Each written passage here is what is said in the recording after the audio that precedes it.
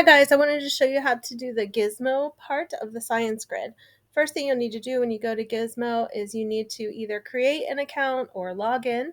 You can use your old login information if you know it. If not, just make a new account, use your student ID or use your school email and the 22 in your student ID and create a new account. And then you'll need to join my class and the codes are on the science grid.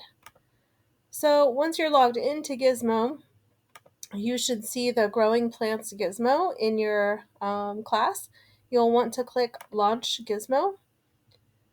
And when the gizmo opens, what you will see is that you have 3 different plants here. And what you're going to be doing is testing different variables. Now, you can either test the type of soil, the type of seed, the type of water, or the number of lights that you give each plant. But you want to make sure that you're only changing one variable. If you go to Schoology and you click on the Growing Plants Gizmo, you'll see that there is a Google Doc for you to open and fill out. And that Google Doc looks like this. And this is what you're turning in for a grade. So you want to type in all the orange boxes is where you need to type answers. So you're going to come up with a hypothesis and a question where you're testing to see, does water affect a plant and how it grows? Does light affect how the plant grows? Does fertilizer affect it? Does the type of seed change things? So that's up to you. One thing I want to point out though is when you're filling this out, if you look at my table, I have the same type of seed, the same amount of water, and the same type of soil here for all of these. The only thing I changed was the number of lights.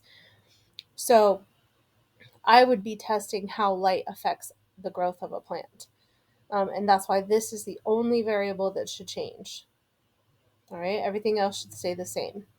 And then you'd go back to your gizmo and you'd want to set that up. So you would drag,